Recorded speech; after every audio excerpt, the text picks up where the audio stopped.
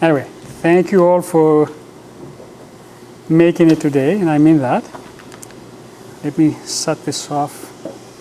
All right, so let's finish with function calls today. Let's finish the tree, and then if we have time, which we probably will, rather than moving ahead with devices, which is the next topic, today I say we do one more exam with functions, so you pass arguments, what have you. Okay. Just a reminder from last time, we were doing an aggregate data structure, which was a tree. This was something that was supposed to be a structure where you had a node, and every node had three things underneath. There was a value or a key, and there was a struct node t star left and star right. Okay. And we had a particular instance of that with several nodes. We said that the important thing to realize here is the following. When you declare variables like that, at least in C, in pretty much every other programming language, what you get is exactly this layout in memory. Right? There's a few more details to that, which let's cover after we write the function for this one. But the long story short, the way this is allocated is you're free to allocate this anywhere you want in memory. However, you have to make sure that the elements are allocated one after the other, so that the code knows that a distance plus 0 from where this thing is at, you have the first, and the other ones follows in sequence in memory. So a distance plus 4 in our case is going to be the star L, and a distance plus 8 is going to be the star R. What I want to discuss afterwards is what happens if these are different data types. Right now, everything is conveniently chosen to be 4 bytes. What happens afterwards and all these kind of things. Let's discuss this after we finish our function. For the binary sorted tree, what we said is there is an invariant. If you give me a node, what I know is that anything from this side, the left side, is going to be less than whatever the value is. And anything on this side is going to be greater or equal. That's how I define it. It could have been any other inequality you wanted, any kind of other relationship. This is a binary tree. Okay. We want to write a function that allows us to search through this tree. So let's write our function. First of all, let's write it in C. It's going to return true or false. You're going to give it the root of a tree plus a value, and it's going to say, yes, the value is there, no, the value is not there. So sorted tree find, that's the name of my function. It takes 2 arguments, struct node t root, and then int key, which is a value you're looking for.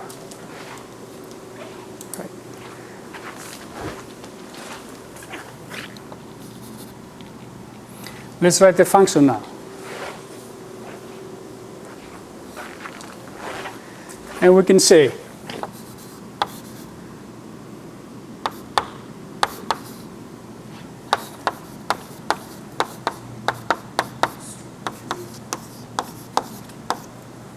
all right, while the root is not null, null, by the way, in C, so that you understand what's going on, is probably going to be defined in one of the header files as 0. So you say / include something standard IO and all this kind of stuff. Somewhere there is that definition. If it's not, that really means it's 0. And we discussed why is 0, whatever. We can say while the node I'm looking at exists, right, if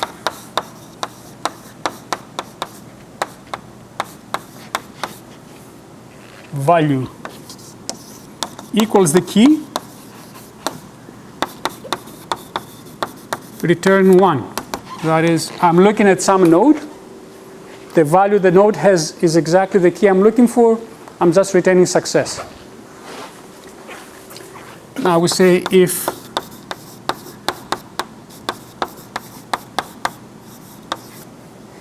is greater or equal than the key, So I'm looking at a node. Wouldn't it be greater? Yes, you can. Because we just search for equality, okay? But it doesn't matter. We have been correct either way. If it's greater, then we have to go and look at the left side, right?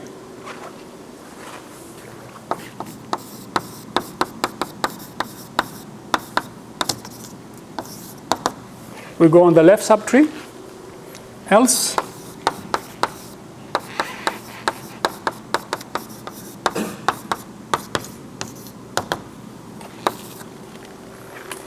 if for whatever reason we exit the while loop, this means we reach a dead end.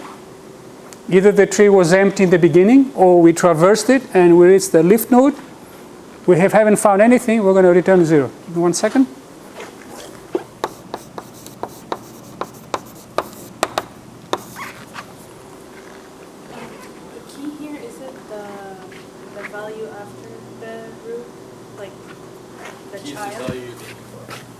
Key is this.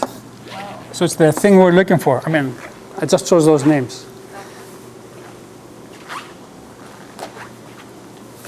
Okay? Alrighty then. Let's write the code.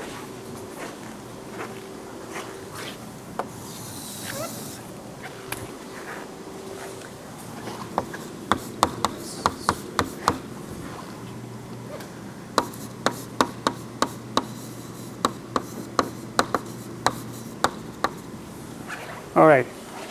We do know that whoever calls us, they better put this in R4, and they better put this in R5. Okay. First question we ask, are we calling any other functions? Sorry for the lack of interactivity in these lectures, not enough time. No. So we don't have to save array on the stack because we're not going to destroy it. We're not going to use the call instruction. Okay. So we're going to do exactly this. We're going to write a while loop, and then inside we're going to put the statements. How do we do the while loop? Condition, exit if the condition is not true. So we're going to test the reverse, and we're going to say branch equal R4, which is root, R0, not found. Okay. So somewhere later on, so I'm going to write the code here. There's going to be a label that says not found. And we can say movie R2 0. We can have an epilogue immediately after that. The epilogue is very simple here. It's just a return, and we're done. Okay. This is the exit of the loop. Didn't find it. So now is the body of the loop.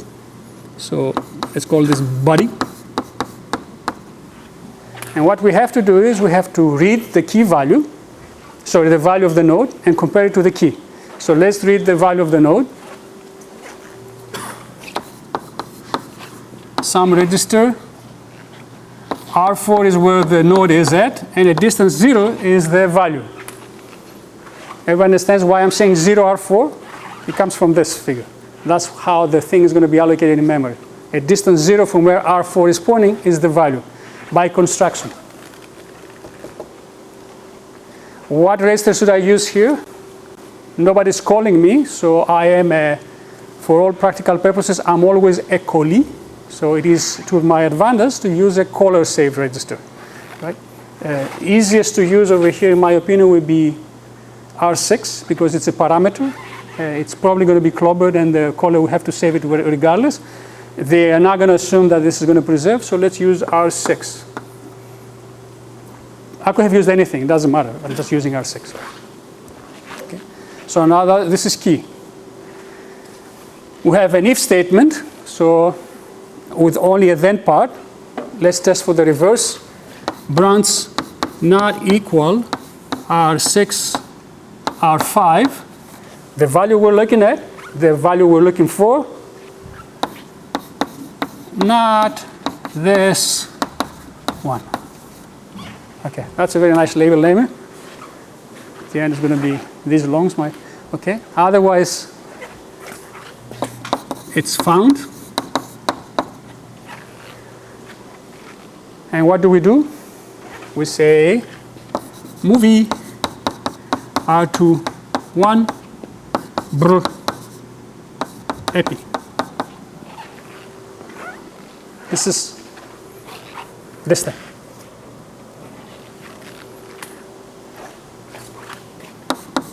Not this one. Okay. What do we do now? We have to test for inequality which direction we should be going. This is an if then else statement, so we can do whatever the heck we want. So we can say branch less than is the value we're looking for. The way I have it there is the value we're let's do it like that. Is the value we're looking for less than the value that's in the node? We're looking for, this means we're going left, because the value we're looking for is smaller than the value that's in the node. Otherwise, we're going to fall through it to go right. I don't need this label, it's there for readability. Okay. We're going to have to put an instruction here, and then we're going to say branch body. This is a while loop. We're going to have a go left here. How do I manage to get stuck down here as well, always? And then another branch body down here. Okay? So we're missing two instructions. All I want to say is that these are the backward edges of the while loop. Keep looping. Okay? Now, how do I go left? Just look at the statement.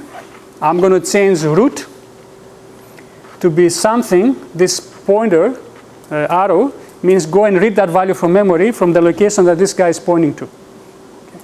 So this is going to be a load word. I'm going to change root R4. And the question is, where will I get the value to change it to? This is the left pointer, so I'm going to take it from distance 4 from where it's pointing right now.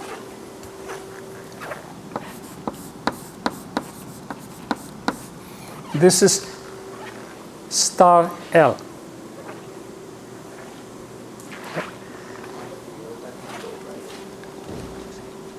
I hear you speaking, I don't hear what you're saying. I have to do with what I had something right. You put 4 for gold, right? Yes, absolutely correct. Thank you. And as always, I wasn't testing you.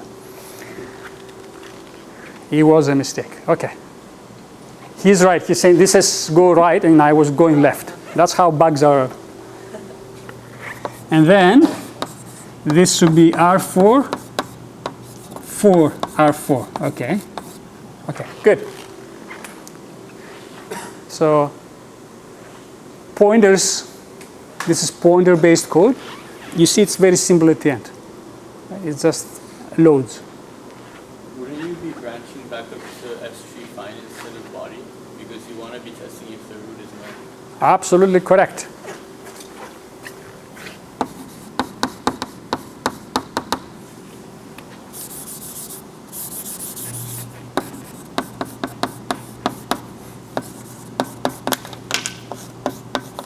What I wrote before was absolutely wrong.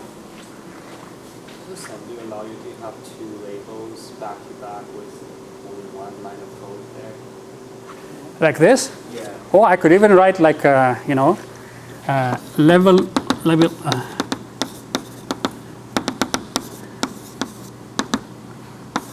You would all refer to the same to the armor. It does what a normal person would expect it to do, thankfully. And the reason they have it over there is like that is, first of all, it kind of makes sense. It will it will require more code to say, do something different.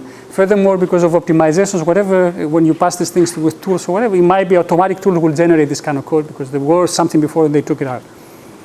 So it's a win-win it's kind of hard to find a reason not to. Yes? For not this one, is it BLT or 5 or 6? Like, Again, you have to be careful with that. I think I was careful when I was right that. I'm saying the value I'm looking for are 6.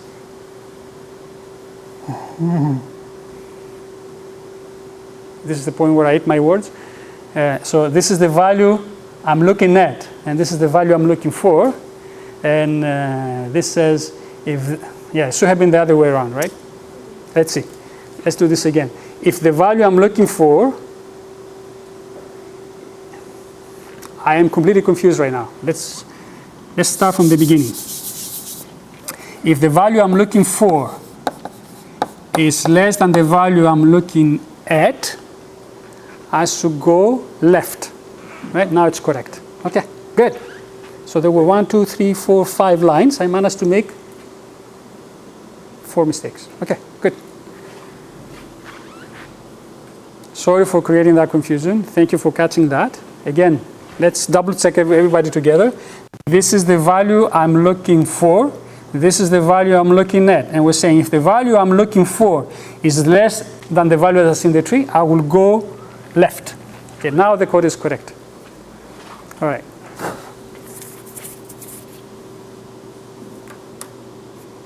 Do you have any other questions?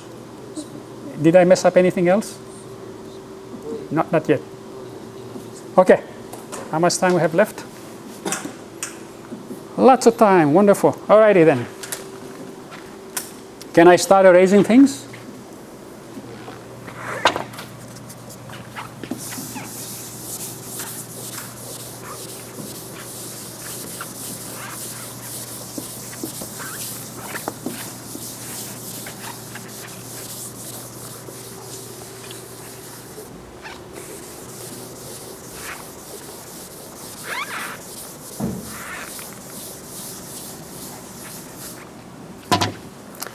Let's do a bunch of examples now with structures to understand a little bit some other complications that may exist. Let's do struct. How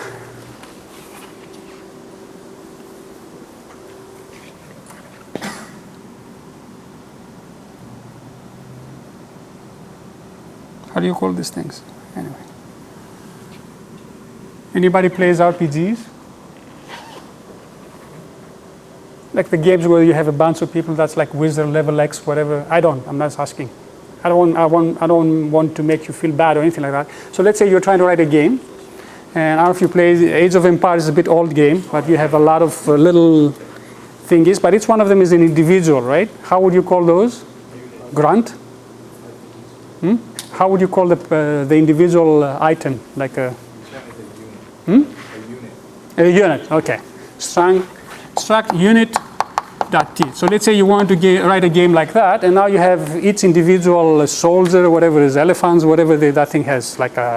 So for each one of them, you need to maintain some information around, and then when they interact with one another, you lose stamina, you use something like that. So we need to have some structure, right? So maybe we're going to have some coordinates. Where are they in the world, right? And just for illustration purposes, let's pretend that these are integers, and let's pretend our world is a 2D grid. Usually that's how these games are, X and Y. This is where that thing is right now, right?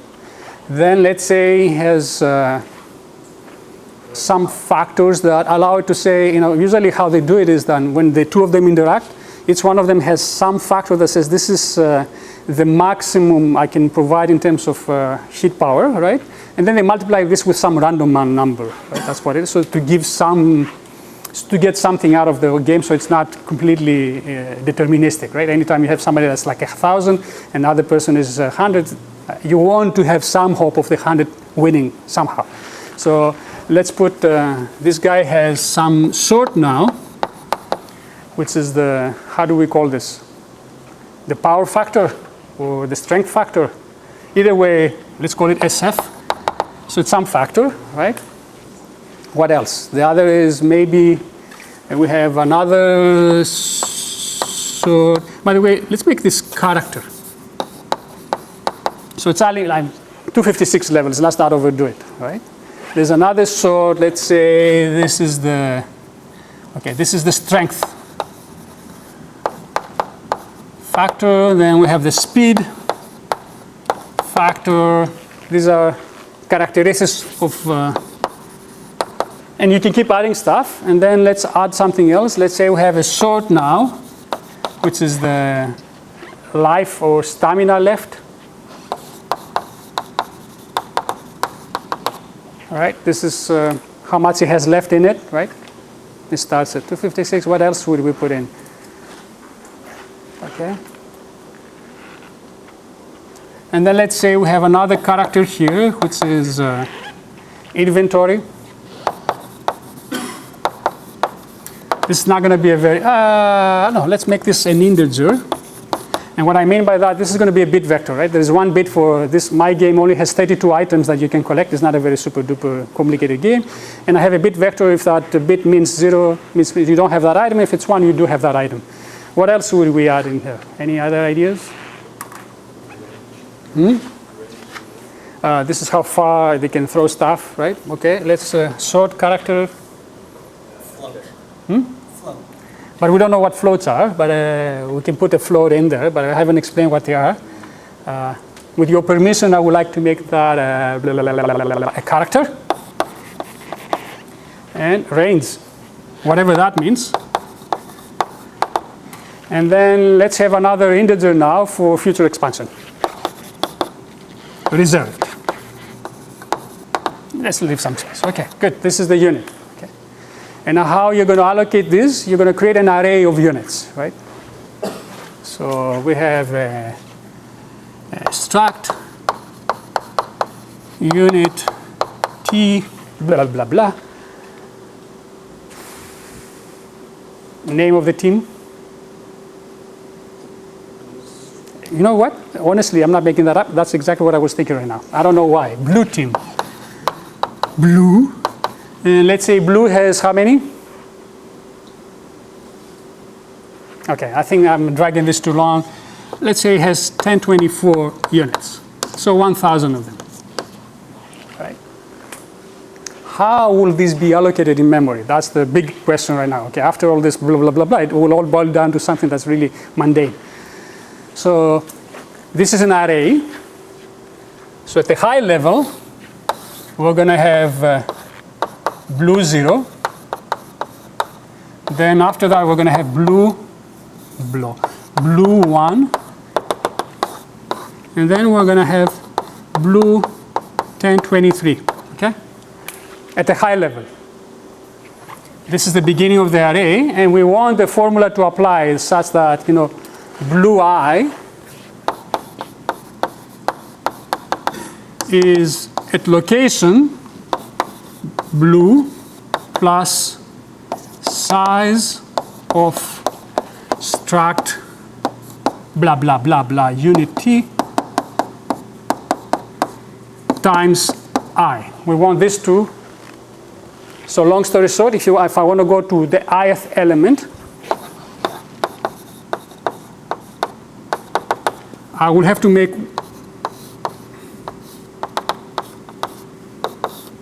I steps of some size, and the size must be fixed. Alrighty then.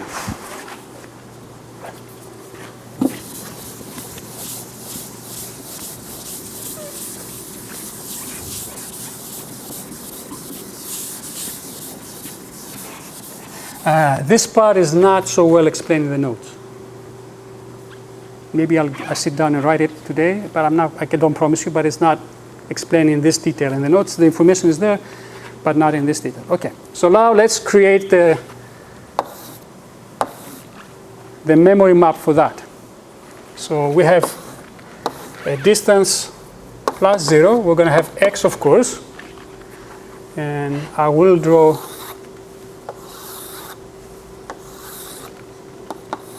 four bytes, right? Next one is easy, y plus 4. Now, the next one is a character.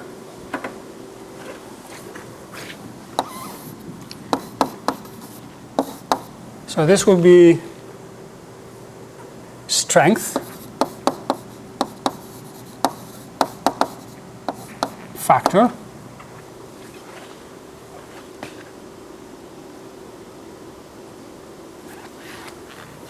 Would you mind if I change this to sort? It would make the discussion a bit more interesting. Can you do that? Do not ask why this has to be sort. It doesn't have to be sort. It just will help our discussion. So change it in your notes so that's sort. Okay? So right now a distance plus 5. Professor, Yes, sir. is Huh? Y also has 4? Thanks for keeping tabs. Okay? Again, not testing you. All right, so a distance plus 8 is strength factor. And now we want to allocate, that was a character, right? Sort speed f. Okay, now, here's the thing. In NEOS, things have to be aligned. So if we want to access that value, because it's a 2-byte value, it has to be at a location that starts at an address that's divisible by 2. The next available location for us is location plus 9.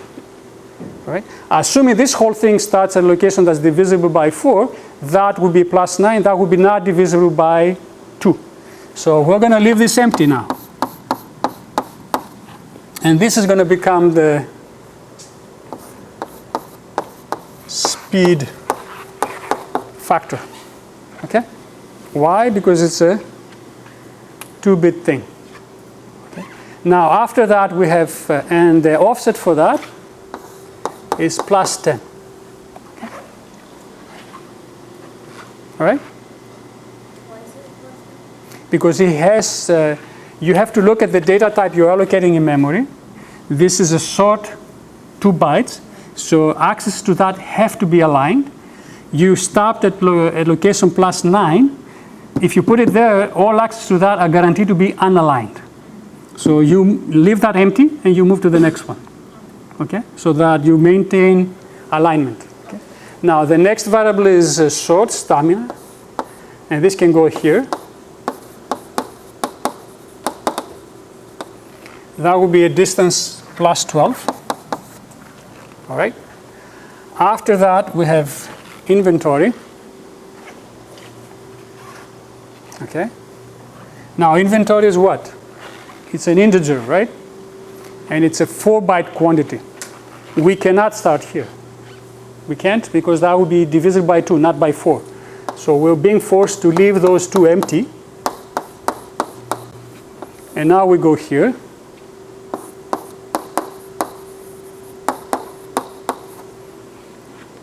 And the distance for that would be plus 16. All right? And I keep going, be done with this. Then we have range.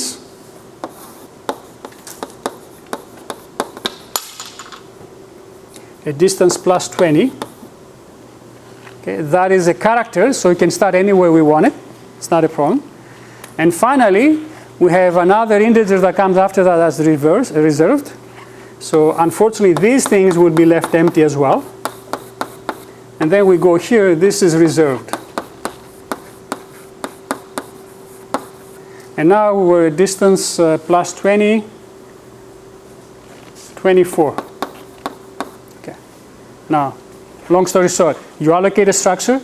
Well, its footprint, the amount of memory you need for it, is not going to be the sum of the individual data types.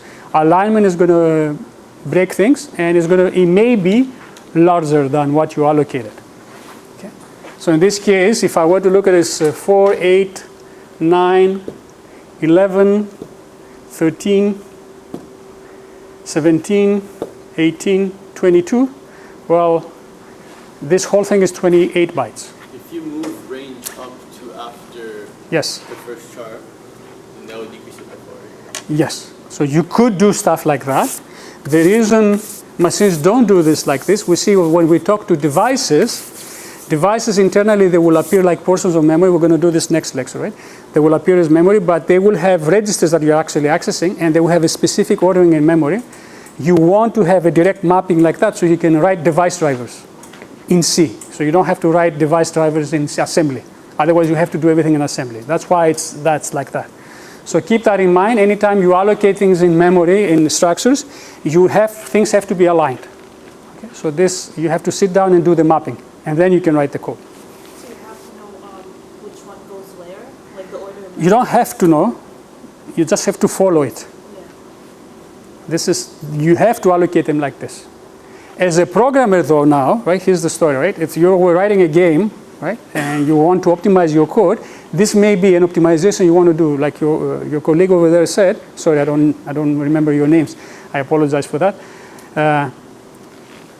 You could change the order things are allocated here because you have absolute control over this if you're writing this game, for example, so that you minimize the amount of storage. For a game like Age of Empires, that may be significant because you may have thousands upon thousands of units in memory, right? And you would want to reduce the footprint because accesses to memory are expensive. Yeah. Okay?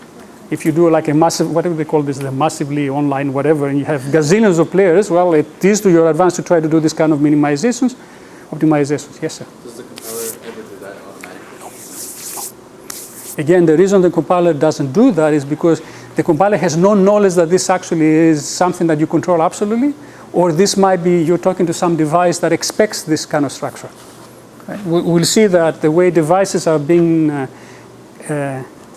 physically, the way they're used, they're part of memory. So we're going to use loads and stores again for them. It's just that they're not really loads and stores to memory. There's something else, it's per device. We're going to do that tomorrow. Today's Wednesday, right? Yeah.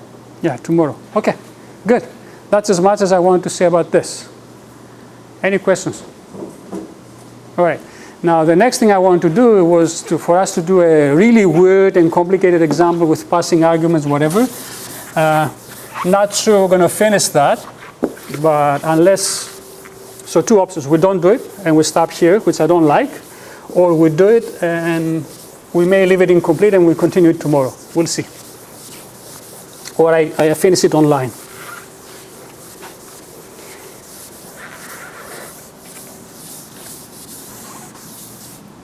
But this will be the last time we see C directly. The rest from this point on are going to be, we'll do devices and then start doing design. Alrighty then. So let's say I want to write a function that is int add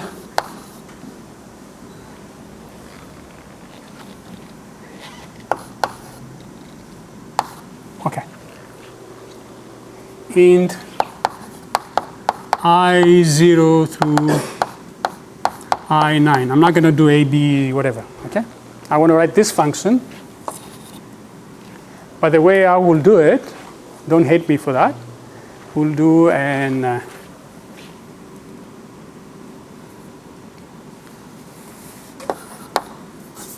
so sum equals add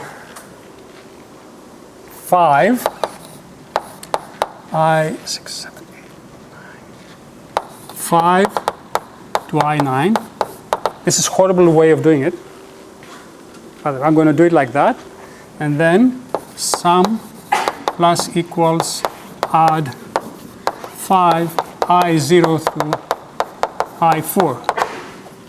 And then return sum. Okay? Everybody okay with this? All right. So let's try to write this function. But this is not the best way of doing this. It's just for illustration purposes. Let's look at the stack frame. When somebody calls us,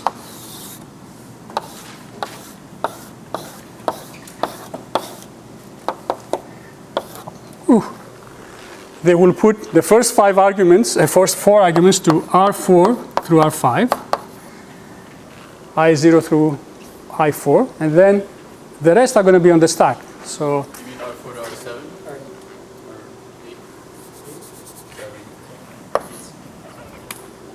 Or 8? alrighty then, okay. Early stage something. Okay, good. So we have I4 here, right? Does the I before the number represent something? It means a variable.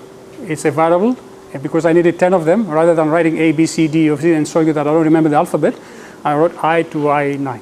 Oh. I4, I5, I6, I7, I8, and I9. All right? That's how the stack is going to look like. So I have the stack pointer. The stack pointer points here. A distance plus 0 have this, plus 4, plus 8, plus 12, plus 16, plus 20, and that's the end of the story. Okay? Good. Now, this is how the stack is given to us. First question, do we call other functions? Yes. All right? So we definitely have to store RA on the stack. Okay? So let's write this function now. Dot text add 10. So in the beginning, we're going to do everything. We're going to be adjusting the stack all the time. Later on, we can go back and do one adjustment at the top and finish that. I don't think we're going to finish that today. Okay. So first thing we're going to do is we're going to adjust the stack. Add I sp minus 4 store word RA 0 sp. Okay. So from this point on now, we added RA on the top. So everything has to be, we have to add plus 4 to everything. Okay. First thing we got to do is we got to call add 5. Add 5 takes 5 arguments. So one of them we have to save on the stack, correct? So we need space for one argument to pass to add 5. Furthermore, notice that across this call, the first 4, all the parameters, the first 5 parameters have to survive. Good news is I5 is already on the stack, so it's there. Nobody's going to touch it. I don't need to save it. But the first 4 are in registers, and I will have to use them for something else. Right? R4 to R7 are containing I0 to I3, whatever it is. I want to change those to I5, whatever. So I need to save those registers on the stack. Everybody with me on this? We're ready. OK, so let's make space for that. How many registers do I need to save? 4 of them. 4, 4. 16. So add I sp 20. Why is it minus 20? Why 20? It's 16 for the registers I need to save, plus 1 for the argument I need to pass. This thing has to be passed on the top of the stack. When I call this add 5, I have to pass the my I9 to be the 5th argument to it. Huh? Yes. What will this call to add 5 expect to see on the stack? It will expect to see the following. When I call the first add 5, it will expect R4 to be I5 dot dot R7 to be I8, and on the top of the stack, it will expect to see I9. We agree on that? That's what this call will expect to see on the stack.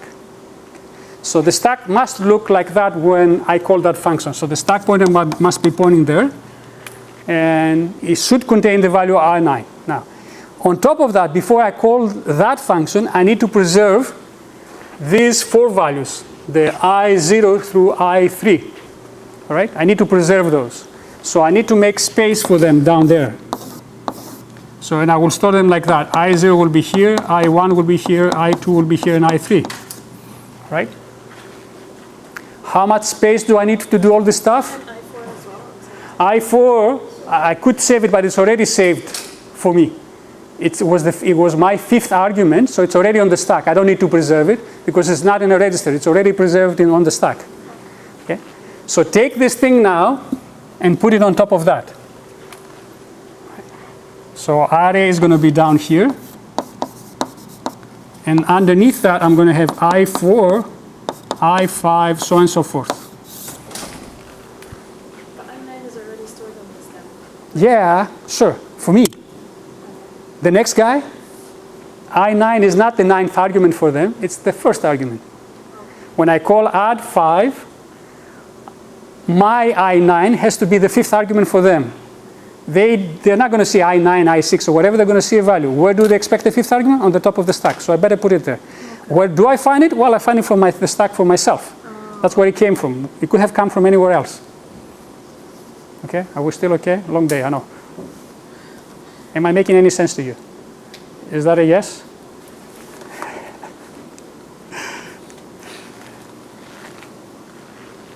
So in time, let's go. In the beginning, there was nothing. Somebody called add 10. Add 10 takes 10 arguments. 4 of them will go into registers. R4 through R7. The rest will be on the stack. When add10 was called, whoever was the nice function that called it, it created the stack like this. In the beginning, the stack will create it like that. Now, add10 asks itself, will I call anybody? Yes. So I have to save array on top of the stack. So array goes there. Stack pointer is like that now after those arguments. Okay, good. Then add10 said, I need to call add5. Add5 is a function that takes 5 arguments.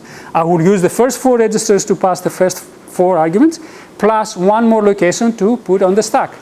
So I need to make sure that when I call add5, that value is up on there on the stack, I9. Okay? Complications. However, besides calling add5 the first time, I have to call it the second time. And to call it the second time, I need 4 arguments, which unfortunately are now in R4 and R7. And this will get clobbered by the call I'm going to make. I know that. It's a guarantee. So I need to preserve those values. Where will I preserve them? On the stack. So I saved array because I'm going to call functions. And then I saved I0, I3 on the stack on top of that because they need to survive the first call I'm going to make. And then I allocated 1 more space on the stack because the function I'm calling has 5 arguments. And the 5th argument has to be there. Everybody with me on this? So I allocate space for 20 variables there, so for 20 bytes because there are 5 things I need to store. 4 are to preserve values, 1 is to pass argument. The offsets are now +0, +4, +8, +12, +16, +20, 24, and so on and so forth, all right? Okay. We're gonna, because we need to access this guy, we have to calculate what that is. So this was +24, and I was here. And then we go to +28 for this, +32, +36, +40, and +44. So I need to go down 44 values to get I9 and write it on the top. Okay? So let's do that. First thing I'm going to do. Let's save R4 through R7. So I'm going to write store word R4 where? 0 SP. Keep doing that. Store word R7 where? 16 SP. That is 4 SP, sorry. Not 0 is the I9. Okay, everybody okay? I just saved R4 through R7 on the stack. I filled in these positions with the values. I took R4, R5, R6, R7, I put them. There are 4 instructions that I'm not writing all of them. Next thing, I got to prepare for the call. Let's create the 5th argument. 5th argument, where is it coming from? It's coming from the stack. Where? A distance 44. That's how deep it is right now. 44 SP. When I got called, that's where I9 was. After I made the adjustments, I can calculate how many spaces I allocate in the stack. It's a distance 44. If I've done the calculations right. If I've done that, you understand the concept, you can double check that. Where does this thing go? Some registers, so we can write it on the stack. Let's use R4. We already saved it, we don't care. And store word R4 0 SP. These 2 instructions have taken I9 from deep into the stack, and put it on the top as the 5th argument. There are going to be another 4 instructions now that read arguments from the stack and put it into R4. So there's going to be a sequence that say load word R4. From where? From the stack. I need to get I5. Well, I5 is a 28. 28 SP. 4 of those things, load word R7.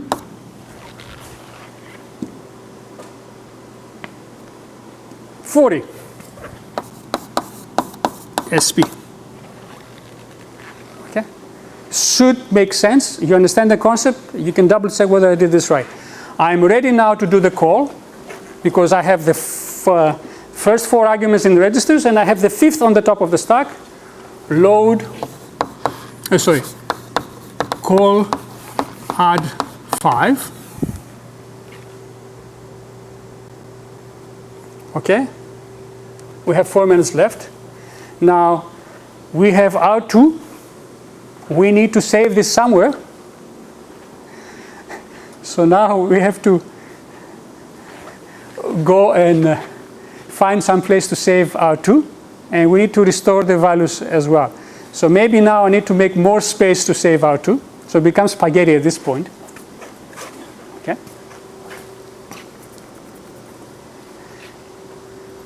Let's, what should we do now? Let's restore first the arguments. So I'm going to have to call add 5 again, right?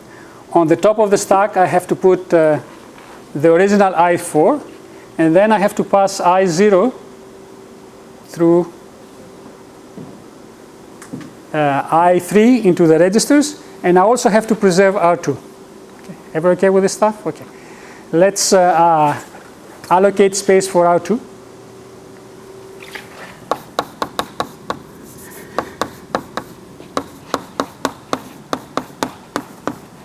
All right. Now from this point on, I'm going to put R2 here, and the fifth argument is going to be on top over there. Am I making this too complicated now? So at this point on, the stack is going to look like this. For the second call, we're going to put R2. Underneath that, we have I0, blah, blah, blah, blah. And on top here, we're going to have to put I4. This is for the second call to add. So just after add 5 returns the first time? Yes, and I need to reserve save R2 somewhere. That's where it is. I could have used the Colli save register for that, if I wanted to. That's another way of doing it. Colli save, because that would be up to the add 5 to save it for us. I'm putting it on the stack. Oh, so the add 4, so it calls it and then it returns back and then you add 4 and then it gets rid of the I9. That's what the add 4 does. Sorry, this is -4. I'm making space. Oh, Okay. So before I was pointing here, and I used that to pass I9. Now I'm pointing here. I will use that for the fifth argument, and I'm saving R2 there. So then add 5 gets rid of I9 and puts R2 in space. Add 5 doesn't do anything. Okay. Add 5 doesn't do anything. Add 5 just gets called and returns values in R2. Don't you have I9 on the stack though? Yes, I call it. It serves its purpose, right? So I use the stack like this. I pass the value on the stack like this, right? Add 5, use the value, it returned to me. I got the value in R2. Done. I need to call add 5 again, but I also now realize that I need to also save R2. So I make more space. I use this position that originally was used for the fifth argument, now for R2, and I will use another position to pass the new fifth argument. At the end, we can look back at this and say, this whole thing is stupid that you've done it this way. Go back in the beginning, find what's the maximum space for the stack that you need, which is going to be whatever is this, and pre-allocate everything. So R2 will be here. These will be the 4 saved arguments, and this is going to be always used as the fifth argument in retrospect, right? But that's how I would develop it on paper, and at the end I will go fix it. Okay? But let's do it like that. So again, we're calling add 5 the second time. We're realizing we need one more space to save R2, so we allocate one more location.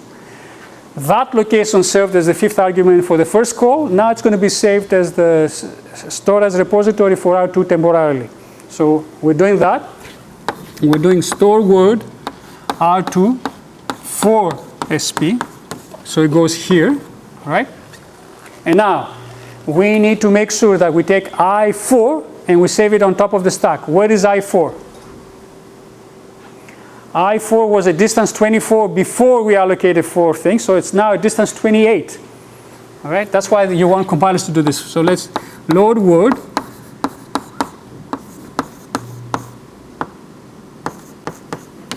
And the hope is that this actually accesses this. These are the original offsets when add 10 was called. These are the offsets before we called the first add 5. And now we add 4 to them because in the second call we added 4 spots on the stack, right? We have I4 now. We save this on the stack. This is the fifth argument. So we did this now. And now we have to go and grab the original values and move them into R4, R5, R6, and R7. Yes? 28SP here is not I5, right? It's I4? It was 24 before the first call. We added 4 to that. That's why I'm making 28. Now, after that, there's going to be a series of instructions that say the following. Load word R4 up to load word R7. I want this to be I0. I0 was a distance 4 for the first call. It's a distance 8 now. So this is going to be 8 SP. And this guy, which is I3, was a distance 16 because I added 4. There's a distance 20 now. 20 SP. I call add 5 again. I get out 2. I can load O2 from the 4 SP, add them together, adjust the stack for the total things I added to it, which is, we have to do look at the minus things, and then I return. Can you do that? So right now I'm getting the second value for R2. I can do a load word R4 4 SP, which is the previous R2. I can say add R2, R2, R4. R4 is the return value of the first call. After that, over here, I do an add SP, SP. How many things I added? Minus 4. Where is another minus? Minus 20, minus 24, minus 28.